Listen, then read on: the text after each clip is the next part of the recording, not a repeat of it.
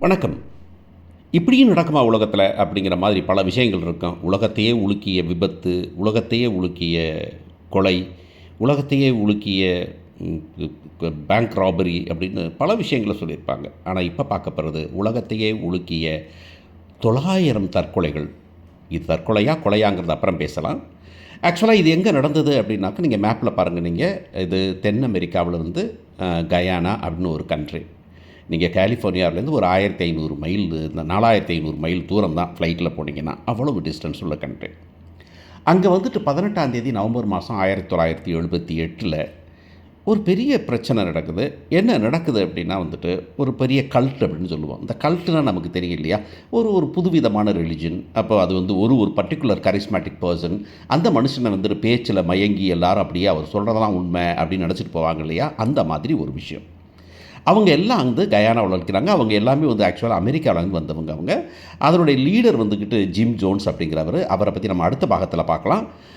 அவர் என்ன பண்றாருன்னா, எல்லாத்தையும் நிக்க வச்சு, "இங்க பாருங்க அவ்வளோதான் முடிஞ்சு போச்சு நமக்கு. இனிமே வந்து டிக்னிஃபைடா நம்ம வந்து சாவணும். டிக்னிஃபைடா வாழ முடியல, மரியாதையோட வாழ முடியல அப்படின்னாக்கா, மரியாதையோட செத்துறது பெட்டரு. யாரோ ஒருத்தர் நம்மள கொல்றத விட நம்ம தின்னு சாவறது பெட்டரு" அப்படின்னு சொல்றாரு.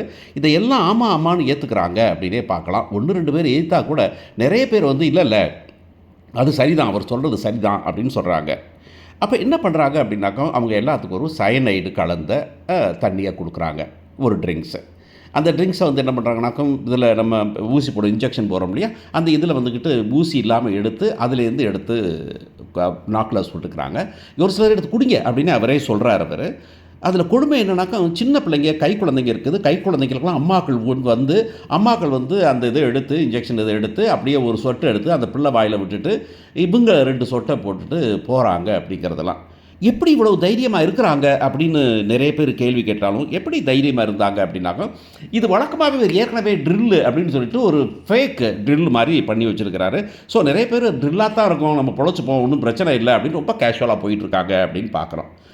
அம்மாக்கள் பிள்ளைங்களுக்கு குடுக்குறாங்க, அம்மா வீட்டுக்காரருக்கு குடுக்குறாங்க, மொத்தமா சேர்ந்து குடிக்கிறாங்க, குடிச்சிட்டு போறாங்க. போயிட்டு அப்படியே எல்லாரும் வெளிய போங்க அப்படின்னு அது ஒரு பெவிலியன் அப்படின்னு சொல்லுவோம். ஒரு பெரிய ஹால். அந்த ஹால்லேருந்து எல்லாம் வெளிய போங்க அப்படிங்கிறாங்க. வெளிய போய் ஒவ்வொருத்தரா கீழ விழுந்து சாகுறாங்க.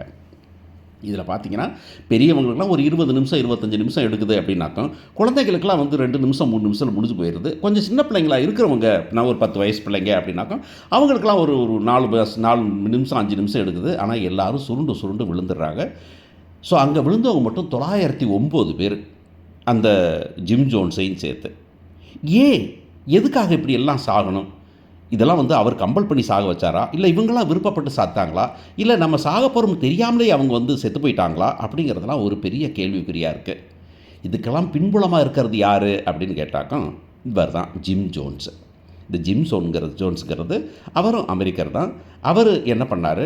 எப்படி இந்த மக்களையெல்லாம் மாத்துனாரு? எப்படி இவங்கலாம் தற்கொலை பண்ணிக்க வச்சாரு? ஏன் தற்கொலை பண்ணிக்க வச்சாரு?